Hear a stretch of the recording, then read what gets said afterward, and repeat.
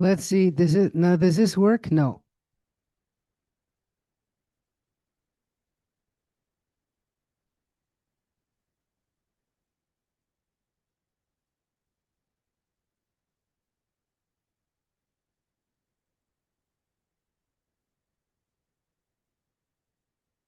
Angela, this isn't working. I don't think.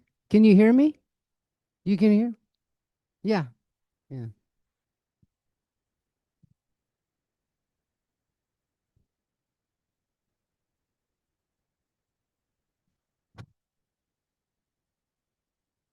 Testing.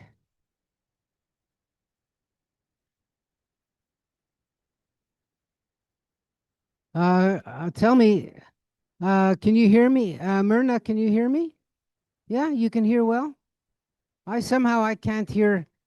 Can you hear me, Angela, from there? Yeah? Okay. All right.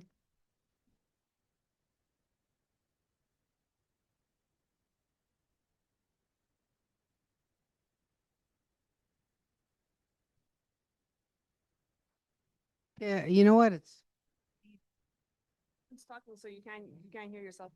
Hello everyone. Hello? Can you guys hear me? Sounds weird.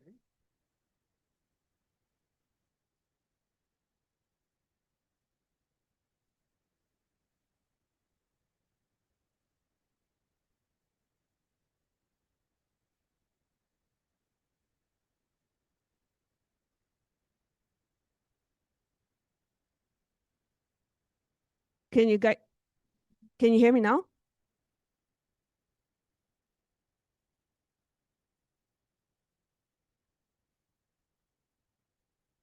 You guys hear me now? Yeah? You guys can hear me? Seems like there's no. Seems like there's no. It's not working. I can hear you because.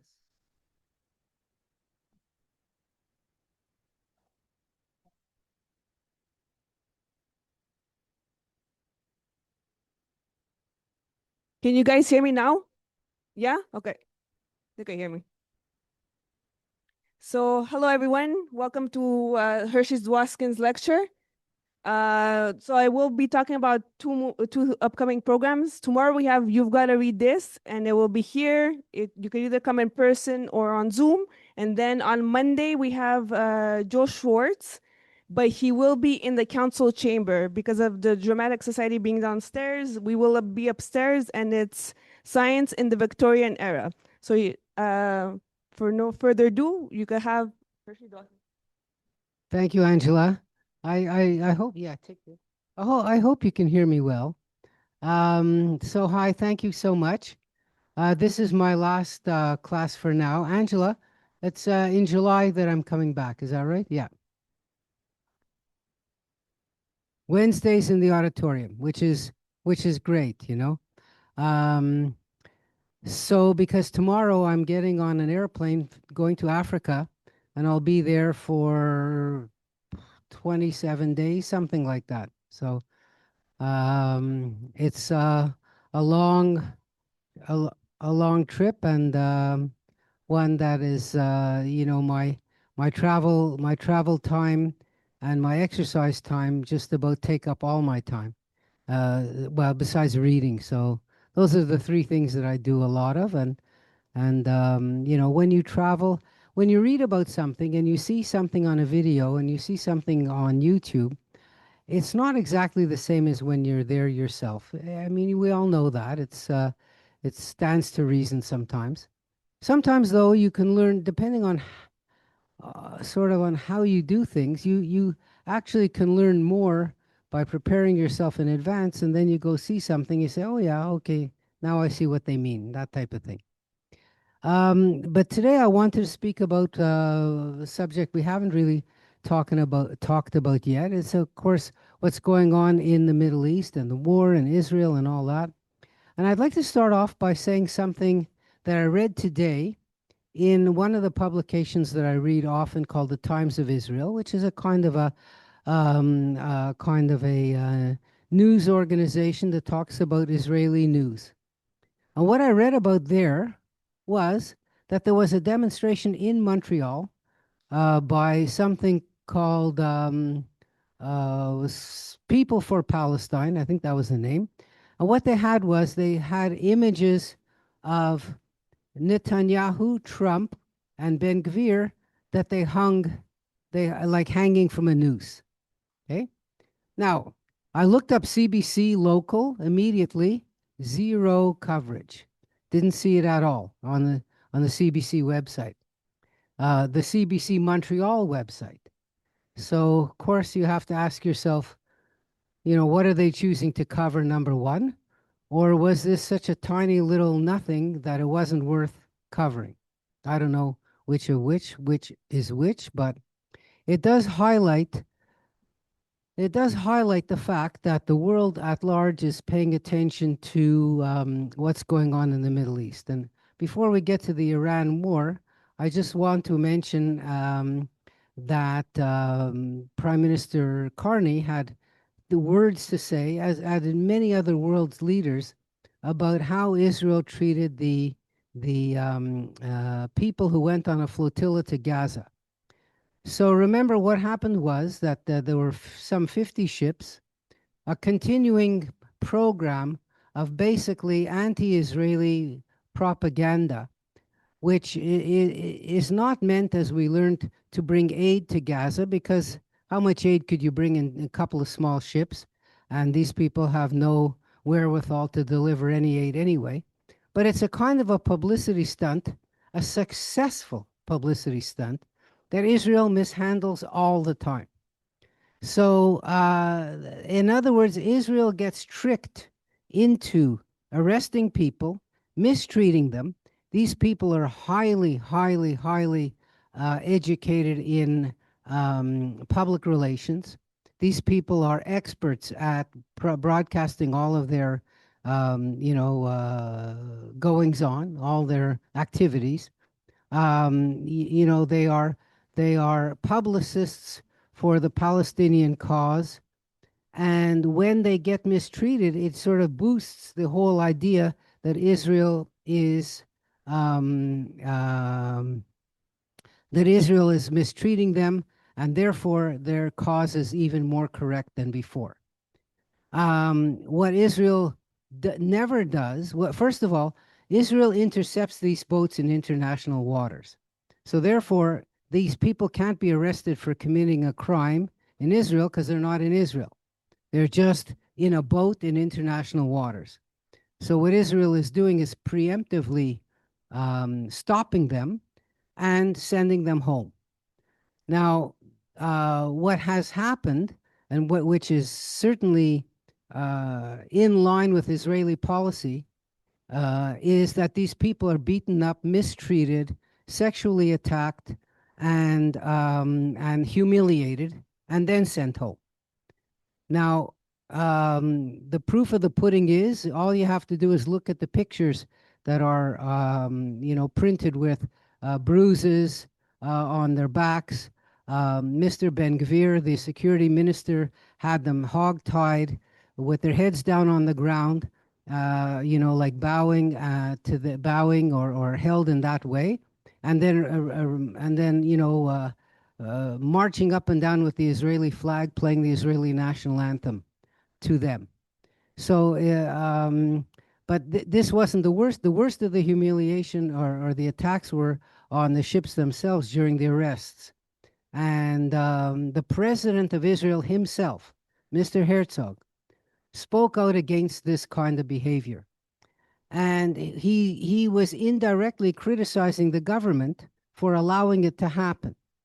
Now, the government is powerless to stop it in a way because the minister, Ben Gvir, is so powerful in the government that Mr. Netanyahu is either afraid or won't do anything to control him. And since he controls the police, they can do whatever he wants them to do, which are all kinds of things which end up hurting Israel far, far more than if they would do nothing. You know, if you killed them with kindness, it would be a better strategy than beating them up, because these people then become spokesmen for the cause even more and say, look what Israel did to me. So, and of course, it's all out there. It's all on YouTube. It's all on the internet. It's all in the newspapers. Check the New York Times today. I just had a look in the back room there. They just had a full page article about it. So Israel gains no friends by this type of behavior, and it kind of puts everything Israel does in a bad light. So if people are prone to attack Israel anyway, this just makes matters so much worse. And for what? You know, and for what? What do they get? What's the benefit they get out of it? Do they think that they're saying, oh, flotillas, you better not come to Israel because we'll beat you up? The whole program of these flotillas is to get beaten up, but to show it, and then to show Israel in a bad light. So that's the essence, because it's not there to deliver any aid, because, like I said, what aid, you know? So let's keep that in mind, but let's just go back to the war now, the war which is now stopped in Iran. And there's two questions that I would like you to ask yourselves. Number one, is the United States better off after this war? And number two, is Israel better off after this war? So these are questions to keep in mind. Clearly, I believe, and I figure, and you probably could figure the same thing, that Israel and the US made the same mistake both in Gaza and with Iran. The mistake is underestimating your enemy. Israel went into the Gaza war after the horrible massacre and said, in 2 weeks, we will free all the hostages, we will defeat Hamas, and we will secure Israel, stop the drones, stop the rockets and drones, and you know we will, if necessary, occupy the whole Gaza Strip to do it. 3 weeks later, of course, none of this happened. It is true the hostages were freed, but not by Israel. It was only done by the United States, who forced Israel into a ceasefire. And this took two years that they were fighting. And to this day, Hamas is still alive.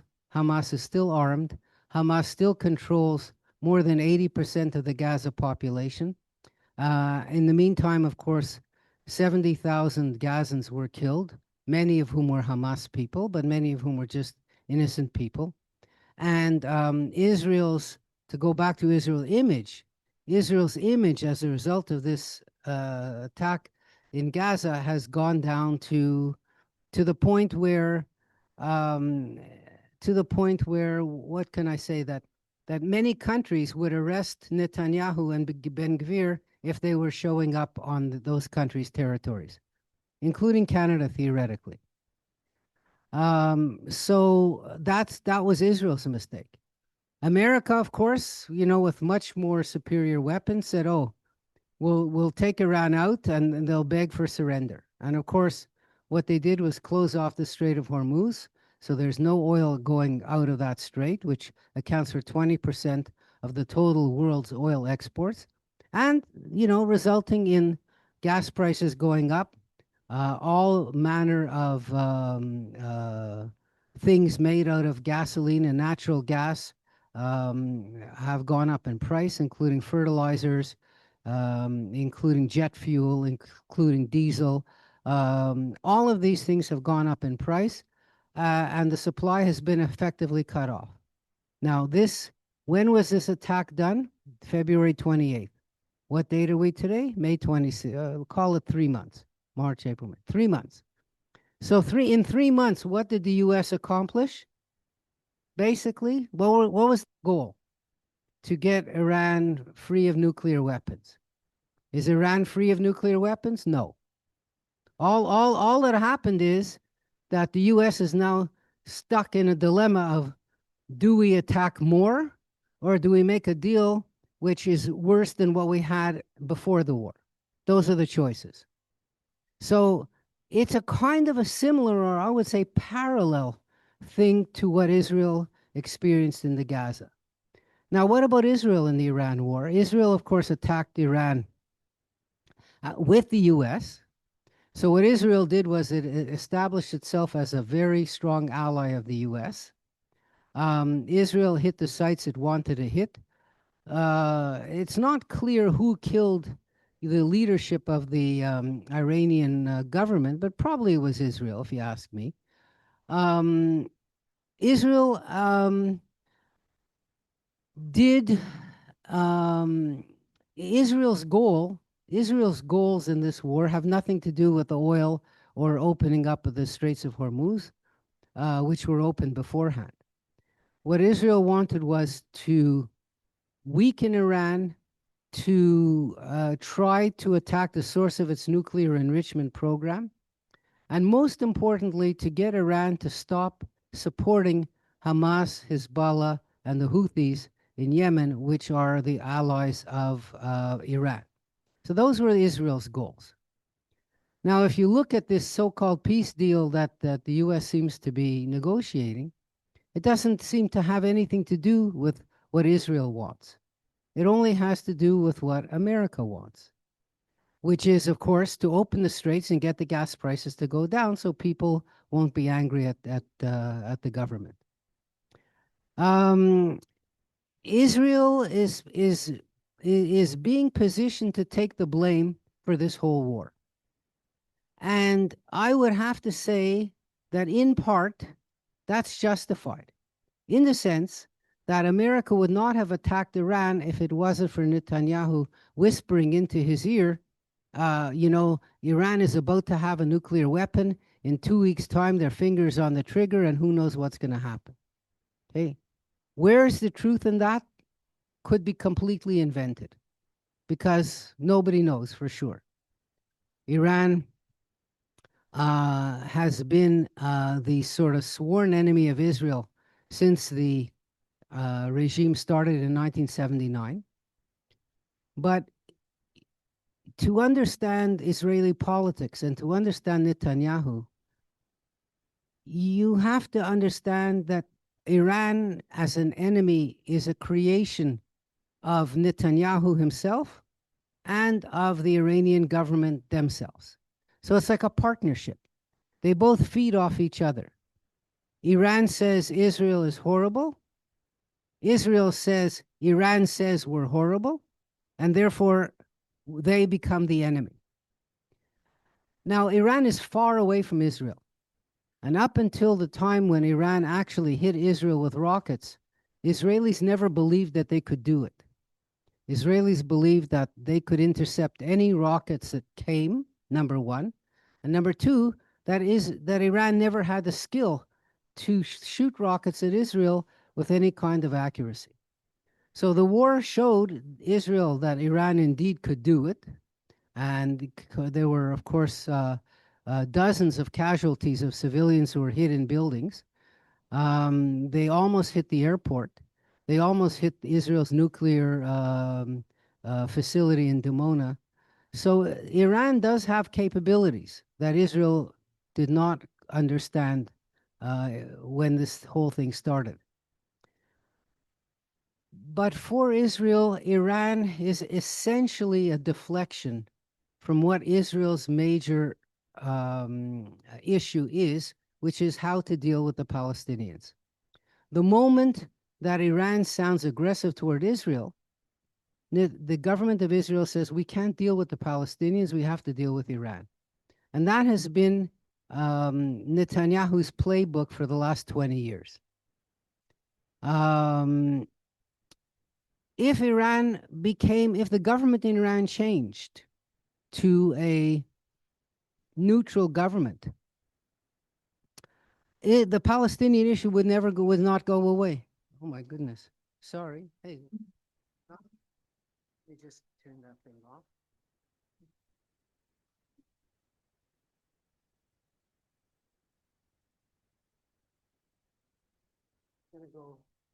Gonna stop anyway, right?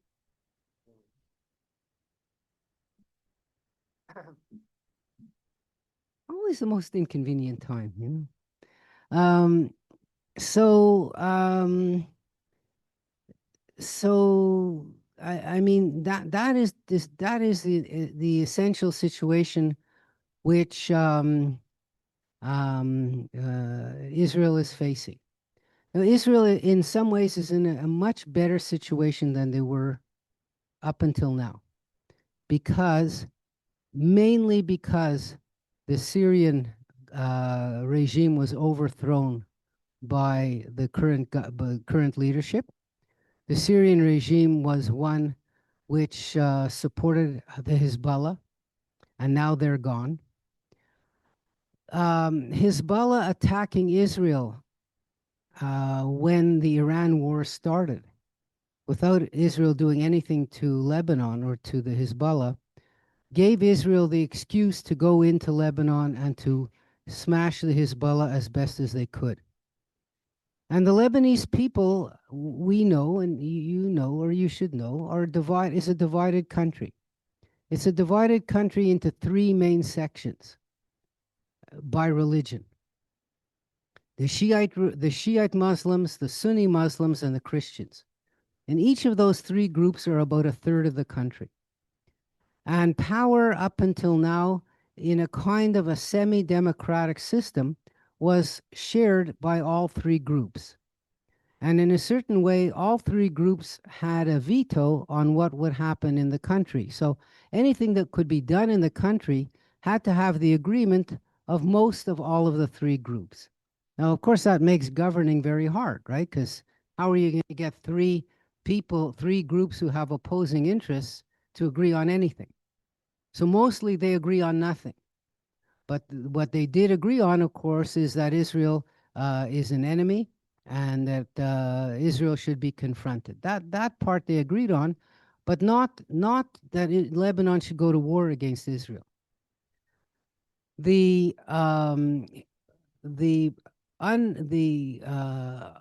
attack of Hezbollah on Israel after the Iran war started gave Israel the excuse to physically move into southern Lebanon, gave Israel the excuse to attack the Hezbollah very hard, and both in their areas of southern Lebanon and in the southern suburbs of Beirut, where they're very strong. So the people of Lebanon have seen this game before. And the conclusion that they've come to is that Hezbollah are actually not doing any good for Lebanon, but are causing destruction in Lebanon. And that Hezbollah are not protecting Lebanon. In actual fact, Hezbollah are attacking Lebanon by attacking Israel and Israel attacking them. This conclusion has been present in most of Lebanon for a long time, but it hasn't been super strong. This war has made it super strong, so that the president of Lebanon had the nerve to say that Hezbollah are a foreign agent in Lebanon, that Hezbollah must be disarmed, that the only people in Lebanon who have the right to carry weapons should be the Lebanese army, that Lebanon, for the first time since, I would say, 1948, has engaged directly with Israel and had direct meetings and direct negotiations with Israel 4 times.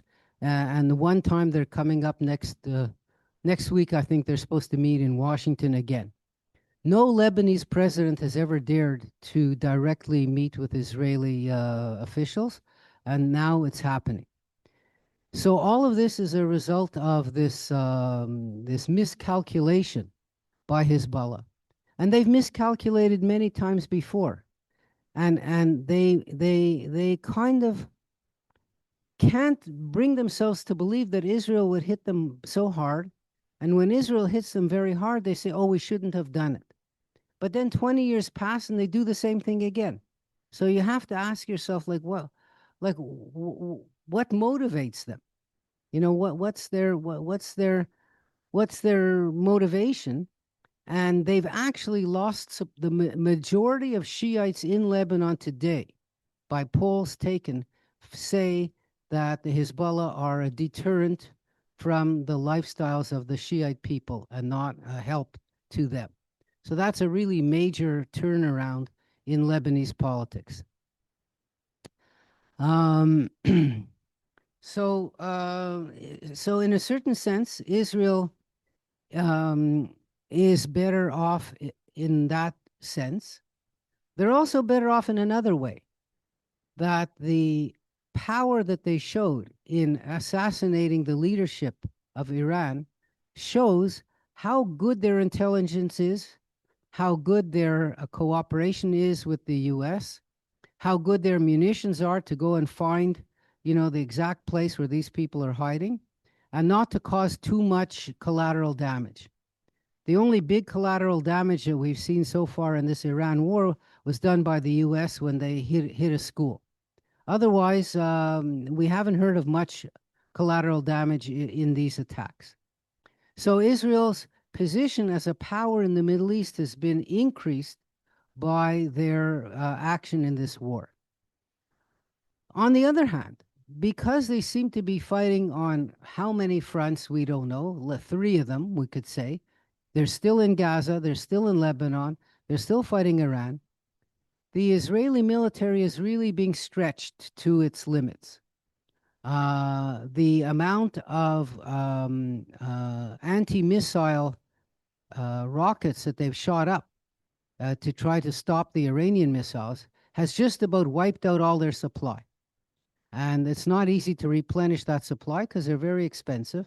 And the US needs those same missiles to give to its allies in the Gulf who are attacked by Iranian missiles. So there is a shortage of anti-missile missiles in the world. Israel builds some, but you can't build these things overnight. So sort of the storehouse of weapons, both in Israel and in the US, are quite depleted. Of course, there's financial costs to this, of course. No one looks at these things very seriously, and it's hard to get numbers because numbers are jumping around. The US already said the war has cost them $30 billion. I don't know, Israel hasn't published how much this war has cost them, but again, of course, it's in the billions. And, without any real result up until this point, really.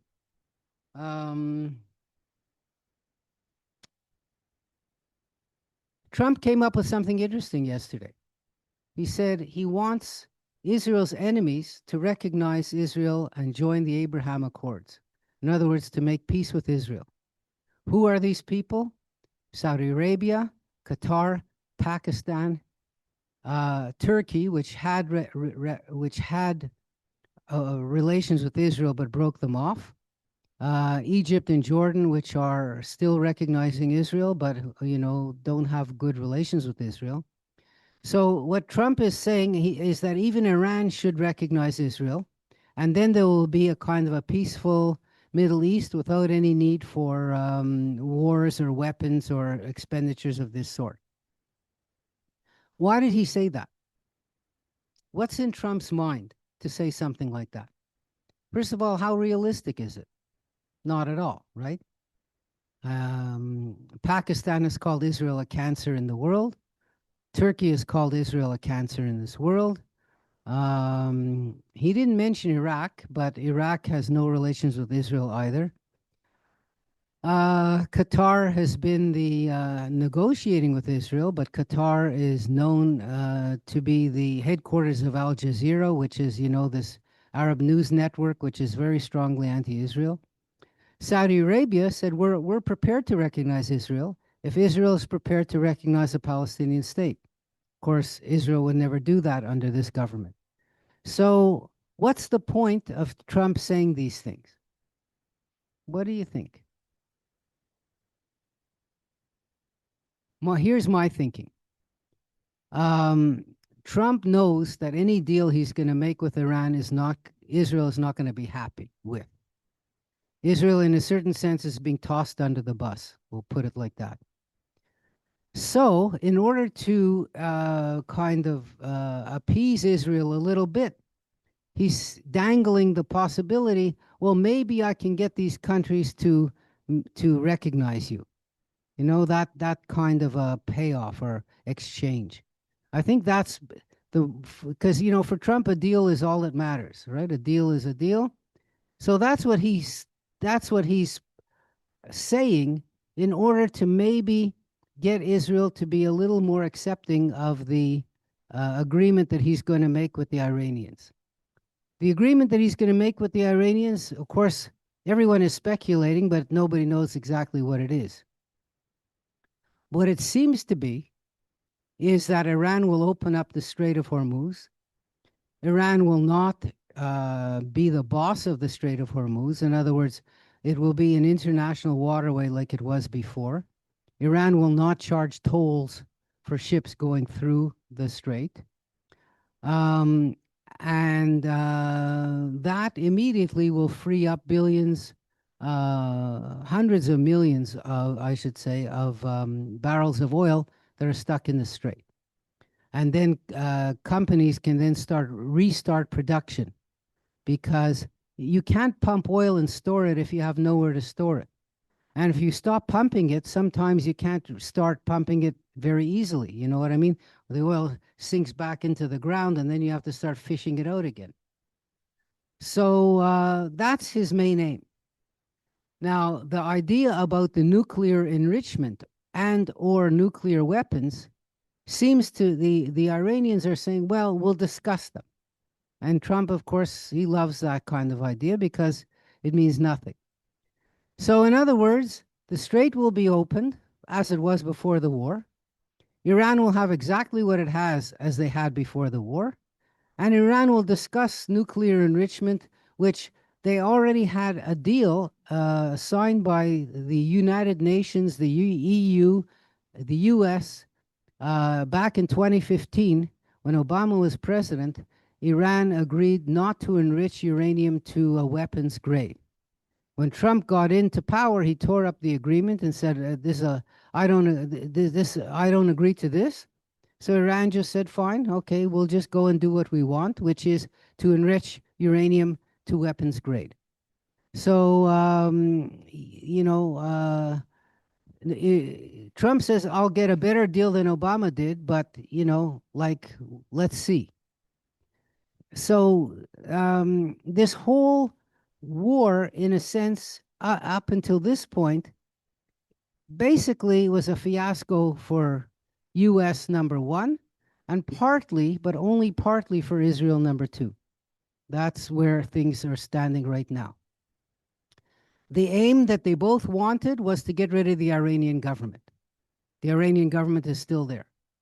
In fact, militant hardliners have taken over from the more religious leadership that they had before the war. The Iranians have knocked out internet for the whole country now, more than 30 days. So people are suffering. The economy for sure is suffering. The value of the money of Iran, the rial, has gone from 0 to -0. So in other words, there is no money in the country. But when you have a dictatorship who's willing to use force against its people, which they did, supposedly they killed 30,000 protesters. That's a lot of people in a, think of it, 30,000 protesters in a roughly 100 million country would be equal to the US killing 120,000 protesters all in a short time. Imagine if the US killed 120,000 protesters. It would even make Fox News. So the government shows that it's ruthless. And when you show that you're ruthless, it's very difficult to oppose that kind of government, risking your own life. And people just have said, we're beaten. There's not much we can do. We can just hope and pray that the government gets changed. According to sources that I was reading about, Israeli sources, American sources, they claim that 80% of the people are against the government. Of course, how are you going to know, right? There's no polls, there's no elections, there's no nothing. Maybe it's true, but even if it is true, once the government is willing to use unlimited force, it's kind of not very helpful. You know, unless the United States decided to go in physically and take over the whole country and then say, okay, we're running the country for 2 months.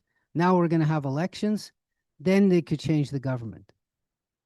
But there's a tendency that happens that when a country is attacked and suffers casualties, it draws the people who are neutral or against the government to the side of the government because they say, look what the outsiders are doing to us, and the government is trying to protect us. So the attack of the US and Israel on Iran is making the government more friends than it had before. Maybe. Maybe not, but there's an argument to say that the more the attacks go on, the more people will rally around the government. It's only natural, you know, that people do that, support that.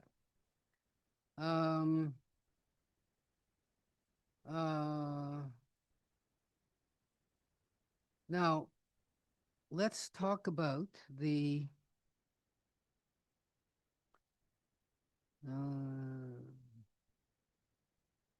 let's go back. So we're going to leave that. Let's see if you have any questions about the Iran campaign, the U.S. campaign in Iran, Israel's involvement, anything like that.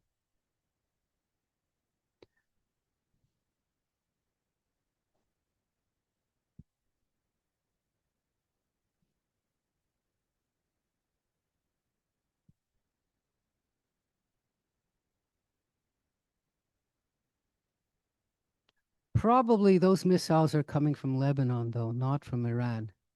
That would be my guess. She said they were Iranian? Okay, so that means that yeah, yeah. Well, the United States, you know, during the ceasefire, decided yesterday to attack Iran, its missile bases and its harbor, because they said, well, this is defensive. What we're doing is defensive. But, you know, I guess, you know, I mean, it's very hard to know. Of course, I mean, you know, Trump is not a rational person, and he gives the order, so it's very hard to know kind of what his thinking is, because there may be no plan at all. He may just some general might say, oh, look, we just found a missile base in Iran. He'll say, okay, go take it out, without thinking, okay, well, maybe they'll hit back, or maybe they'll do something now, you know, that kind of thing. So let's talk just a bit more of the damage to Israel and to Israel's reputation, that the collectivity of these wars and the casualties suffered by the other side, what has that, how has that affected the country? So it's a massive amount of effect of the country. Tourism, of course, is very, very diminished because of the war, because of the dangers. The Israel is almost in a situation today that it's being regarded the way the white South Africa was regarded in the olden days. Just the legitimacy of the country is being called into question, which it never did happen before. Like I said, there's arrest warrants out for the leadership of the country. Boycotts of Israel are taking place all over the place, from sports to Eurovision to just about anything. Israelis are being attacked, and Jews are being attacked all around the world because of this. Now, to my thinking, and what bugs me the most, is that the government of Israel claims to have the interests of Jews around the world at heart, because Israel is the only Jewish state. The behavior of Israel on the world stage is causing Jews around the world to suffer, not to benefit, but to suffer, because people can easily look at Israel and what they're doing. They can't go and attack Israel, but they can go and attack Jews wherever they are. We're an easy target. And so and we can't go call up Israel and say, "Hey, stop doing what you're doing. Stop beating up prisoners," because what say do we have? We're no, we don't have any say. But we're the ones who end up suffering, whether it's in Great Britain, Canada, the U.S., Australia, Belgium, Argentina. I'm trying to think where else there have been attacks. Spain, France, Italy, pretty well everywhere where Jews are living, somebody is attacking them, using the excuse of Israel's behavior to attack Jews who have nothing to do with Israel, of course, because we don't control the government there. We don't control what they do. And it's just come to the point where anti-Semitism, rather than being something on the far, far left and the far, far right, seems to be entering the mainstream of political discourse. So that is true. Now, let's see what else here. Oh yeah. So let's get on to some politics. We'll start with politics. We'll start with politics today, because you know that today, being a Tuesday, is primary day in the US. You know that there's this huge race in Texas between the two Republicans. There's also a race for the Democrats in San Antonio between a woman who says that all Zionists should be put in jail, that all Jews are pretty well the enemy of the whole world. And this woman is running to be the Democratic candidate in San Antonio, Texas. And if she wins, she will win that seat because it's a safe Democratic seat. So it just amplifies what I was just saying before, how crazy anti-Semitic people are coming out of the woods and are being accepted as kind of, what would you call them? Progressives. Progressives. They just elected one in Philadelphia. So that guy, Mr. Raab, is going to run for office in November, and he's going to win. And he hasn't said that all Jews should be put into prison, but a few shades away, that's what his opinion is. That Israel is a genocidal state, that Israel is committing genocide, that Zionism has nothing to play in the United States, et cetera, et cetera, et cetera. So he's going to be one of the squad when he gets elected. And it shows again that Israel's actions, like it's as if Israel acts like they don't care what the rest of the world thinks, or that Israel's actions are such despite what the rest of the world thinks.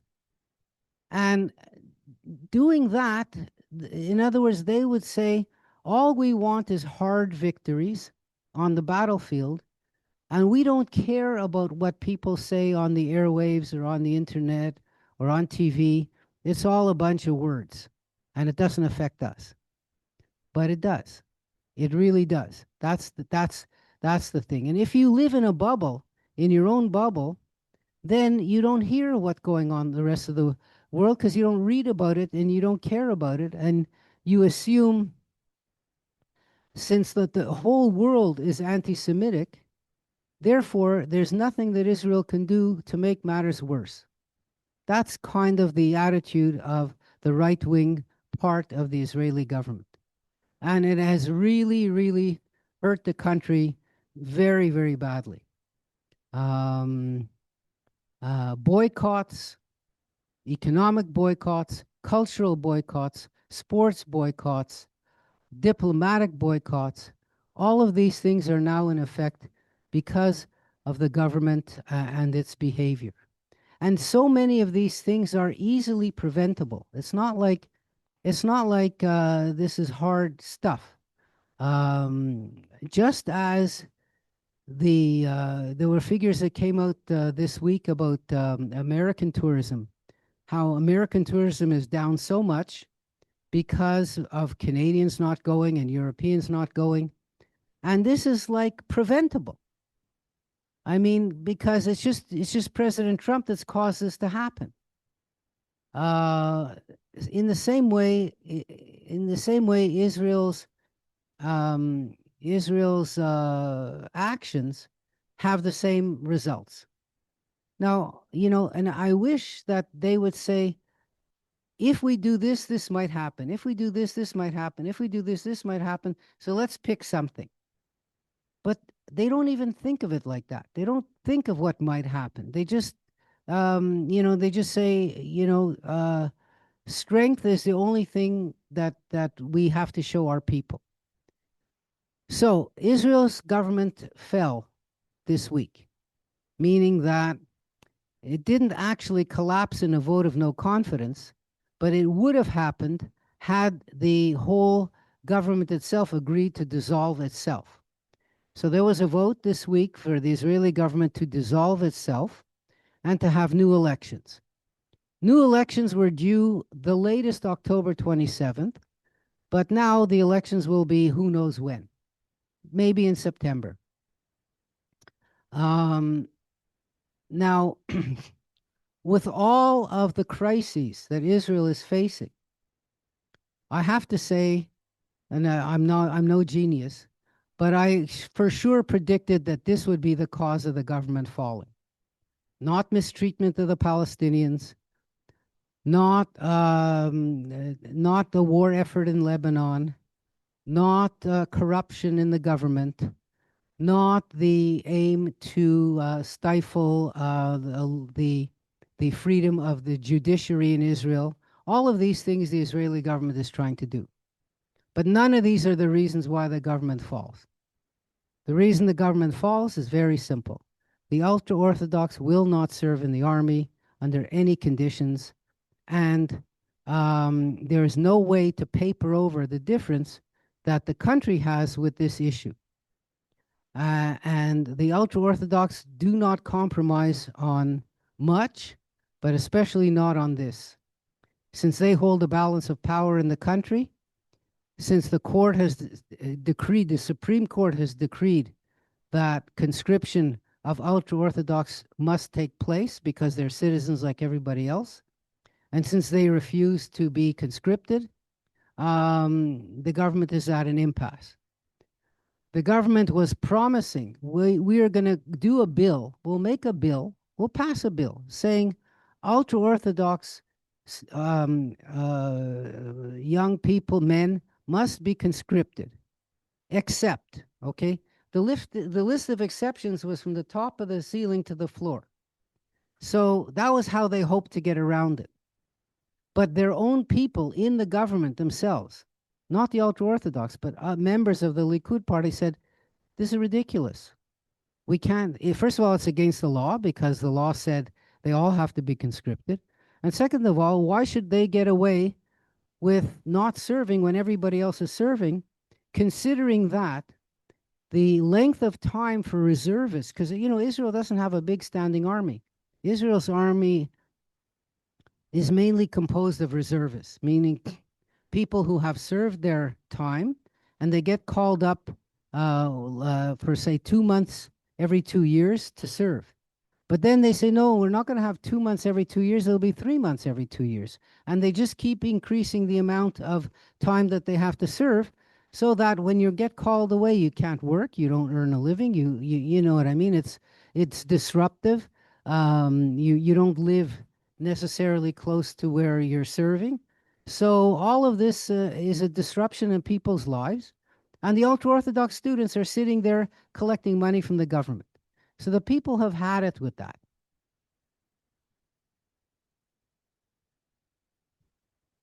They have tried to do everything they can to claim that these people are serving when they're really not serving.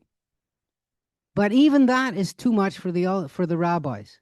They don't want these people in any way to be out of their control, meaning out of the rabbi's control.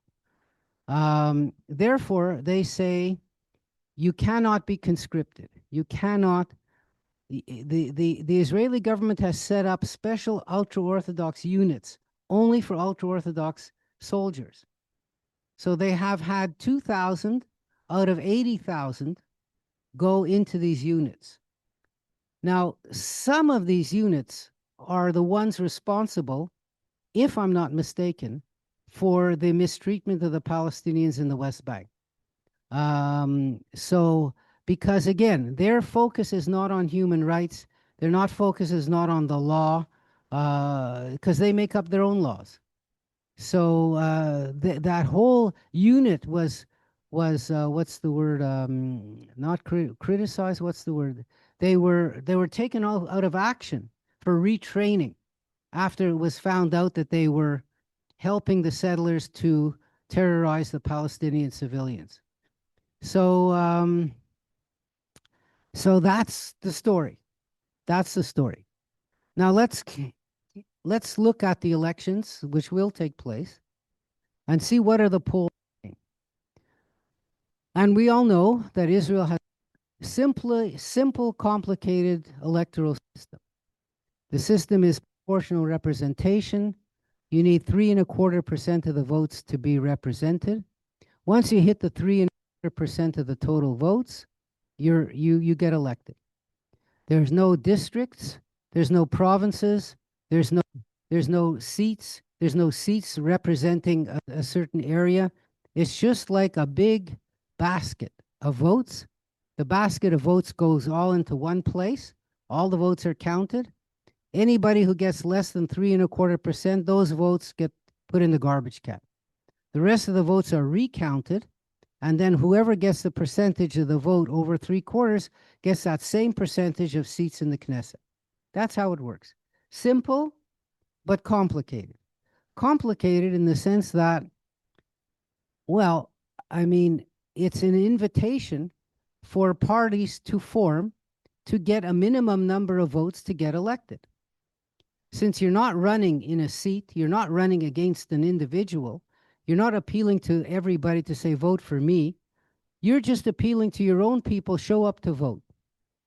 And that's why the Israeli parliaments have consisted of around 13 different political parties. Last time was 13 different political parties that got over 3.25%.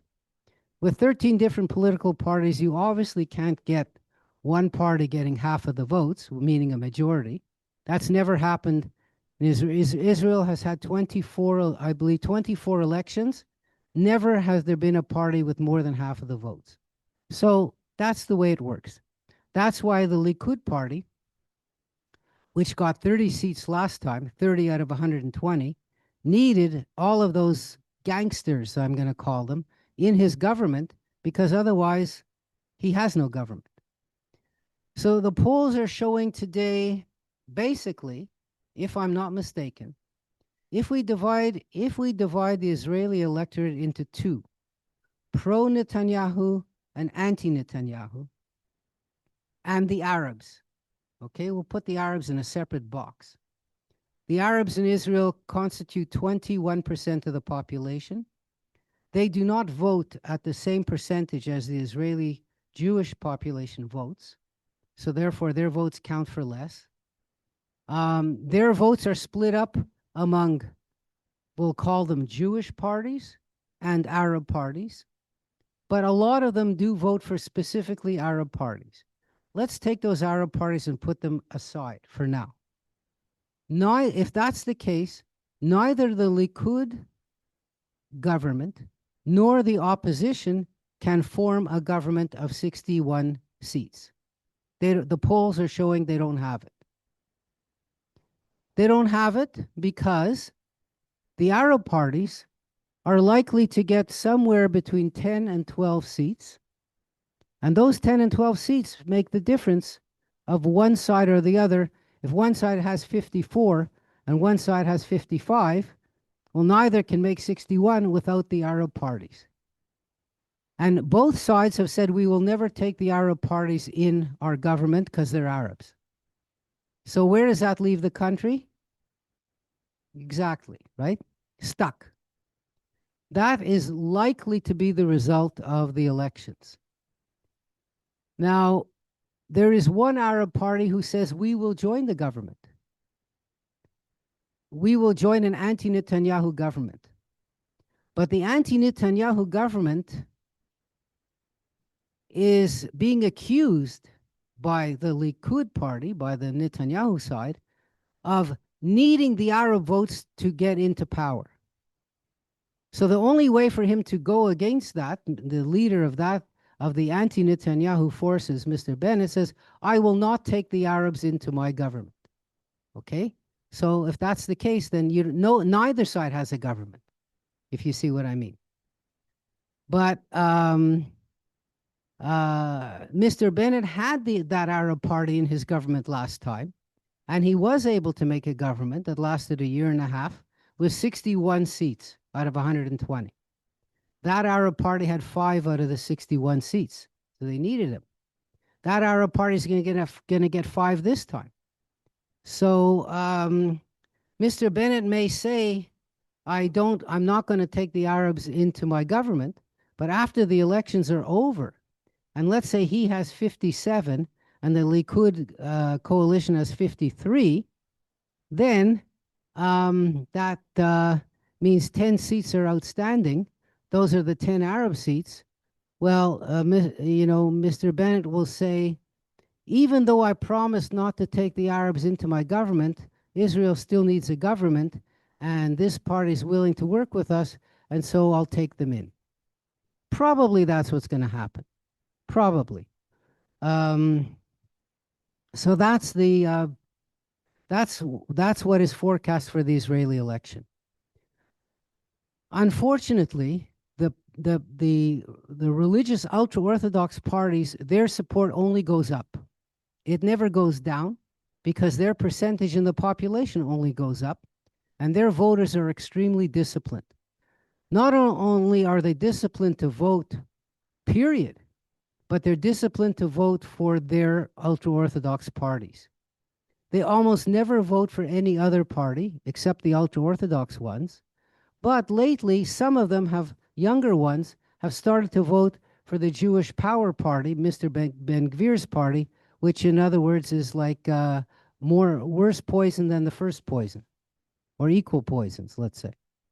So that's the long-term demographics situation in the country. Also should be noted, and I might have mentioned this, is that Israelis have been leaving Israel faster than new immigrants are coming in. Last year, 125,000 Israelis moved out of the country. Pretty well all of them supporters of the opposition to Mr. Netanyahu, because obviously they're the ones who aren't happy. They're the ones who can't take the political situation in the country. And Israel is a 100% free country. It has a free press. You're free to come. You're free to go. It's as democratic a country as any other democratic country in the world. And so people say, fine, I'll just move. Why should I put up with this? And that means that the opposition to Netanyahu gets weaker as these people leave the country. And you should also know there's no such thing as absentee ballots in Israel.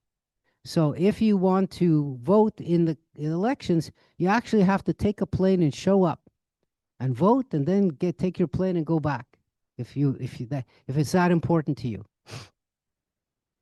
So many countries, by the way, allow absentee ballots, and even more, many countries allow what will we call them? People like from the same ethnic group who aren't living in the country to vote in the national elections.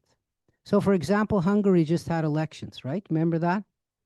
Well, Hungarians living in Ukraine could have voted in that election. Hungarians living in Slovakia could have voted in that election. Like if you're recognized as a Hungarian, even though you live abroad, you could still vote in that election. It's as if Jews, for example, could vote in the Israeli elections. So some countries have that system, but Israel, of course, does not. And I'm sorry?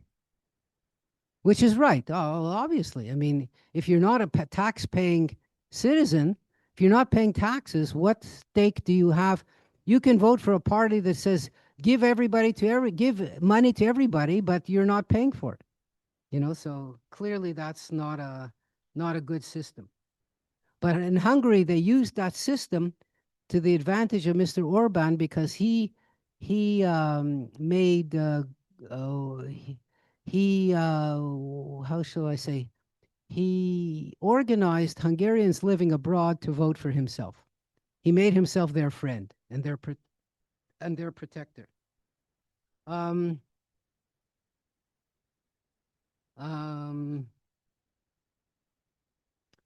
Mr. Ben-Gvir also came out with another statement yesterday, a great one. He said, like I said, the Arabs in Israel are 21% of the country, right? He said that if it wasn't for us, meaning the Jews coming to Israel, the Israeli Arabs would still be riding camels. Now, like, what kind of a politician says something so demeaning? And it just goes to show his philosophy of saying, and he believes that no Arab belongs anywhere in Gaza or the West Bank or Israel. In other words, Greater Israel should have only Jews living in it. And his next step will be only my kind of Jews, not your kind of Jews. That will be his next statement. And he said that Israel should do everything possible to encourage Arabs to leave the country and to just get out. And that's why when the Palestinian villages are attacked by Jewish settlers, he thinks this is a patriotic duty because if they leave, it's one less Arab to worry about. And that's what his philosophy is. The name of his political party is Otzma Yehudit, which means Jewish power. So, I mean, he's not hiding his political beliefs. That's what they are. Unfortunately, because of the Hamas attack on Israel in October 7, 2023, so many Israelis have said, look, the Arabs have shown their real face. They would like to murder all of us. Therefore, we have to support a guy like Ben-Gvir who wants to do the same to them. And that feeling is not going to disappear for a long, long time. So that's the let me see if I have anything else here. Oh yes, I want to just mention one other thing, completely different subject. My ears are ringing. The Alberta referendum. No, that's come up in the news lately. Mr. Carney has said some things. Daniel Smith has said some things. So there is a movement in Alberta to separate from Canada. Alberta has always been the most conservative province in Canada. Alberta has always been the richest province of Canada. The money generated by the Alberta oil production supports Canada, and for sure, Alberta is paying more into Canada than they're getting back from Canada. So therefore, that's the motivation for some people to say, you know what, we would be better off being a separate country. It's all the more reason because Alberta wants to ship its oil to Asia and gas. And the only way to do that is a pipeline through British Columbia. British Columbia is the most left-wing province of all, and Alberta is the most right-wing province of all. So that doesn't match. British Columbia says environment, clean energy, electricity, no fossil fuels, no climate change, no carbon emissions, and all that kind of stuff. And of course, British Columbia doesn't have any lot of oil to speak of. but they do have gas. Um, so, so this blockage has made people in Alberta say, you know what, heck with it. Let's vote for separation for one of two reasons. Either to make us actually win and leave Canada, but what will that do, right? Think of it. So they leave, then what? They could join the States, but that's about it, because they'll still have British Columbia next to them. Or more likely to say, look, we're so serious about this, we want the federal government to crack down on British Columbia to make them accept pipelines and ships allowed to deliver that oil abroad. So that would be the second tactic, to frighten Canada enough so that they crack down on British Columbia. Okay. A lot of people in Danielle Smith is the premier of Alberta. She is a conservative, but they call themselves a different name, but she's a conservative. A lot of people in her party were people who, the main opposition to that party, the UCP party, is the NDP. So the NDP and its supporters, of course, want nothing to do with this whole separation idea. Most Albertans don't want anything to do with the separation idea. Danielle Smith says she doesn't want to do anything with the separation idea, but what she says is, enough people are talking about it that we might as well clean the air. You know, we might as well let people have their say, realize that Albertans want to stay part of Canada, and that will be the end of it. So that's her argument. Mark Carney, the Prime Minister, says this idea sounds good on paper, but in practice isn't good. And he says it because he was in Great Britain at the time of the Brexit vote. The Brexit vote was a vote for Great Britain to leave the European Union. The only political party that was in favor of this Brexit vote was the one led by Neil Farage, who is now re-emerged as a big political contender. But all the other parties in Britain at the time, the main ones, Conservative and Labour, the minor ones, the Liberal Democrats, the Scottish Nationalist Party, the Welsh Nationalist Party, all of these parties wanted Britain to stay in the European Union. So in other words, except for some far-right kind of anti-immigrant people, the whole political class figured that Britain would vote to stay in. And Mr. Cameron, who was the Prime Minister at the time, he called the vote to do exactly the same thing as Danielle Smith said. Look, there's a bunch of people who are yelling and screaming. Let's show them where Britain really stands. So Britain wants to stay in the EU. And what happened? They voted to get out, right? Now, of course, everybody in Great Britain, except the few people, realizes this was a mistake. And it was a mistake. It cost Britain a huge amount.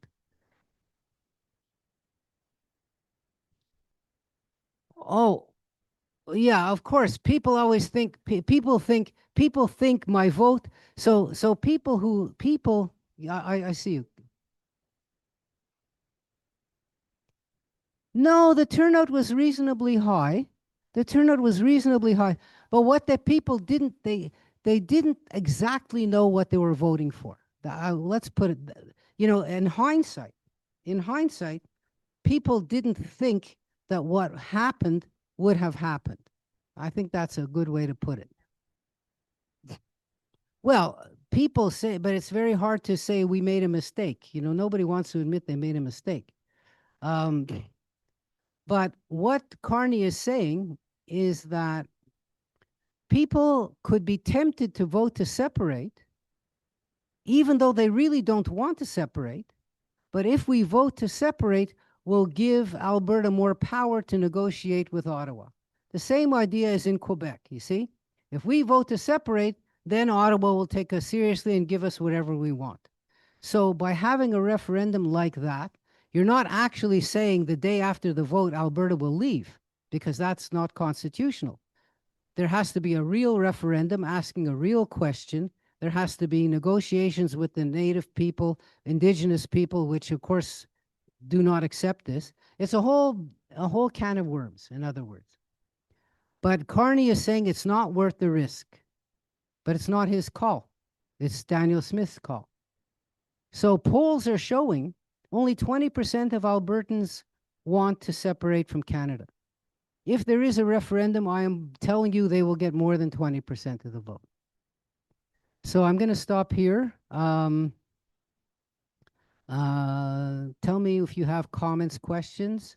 I'm thanking you so much for taking time on a beautiful sunny day to come here. I was walking on the mountain today. I saw a cardinal. The other day I was on the mountain, I saw a pileated woodpecker. I don't know if you know what that is, but it's a woodpecker that has a red, red, red head. And they're there, but you know, you have to be lucky to see them. So take the time to get out, you know, go walk around. The city's got so much to offer now. There's so many nice places to go to. And, you know, walking and exercise is what's going to make you, you know, a longer life and a better life. So if there's no more questions, let me thank you so much. And I'll see you on Wednesday.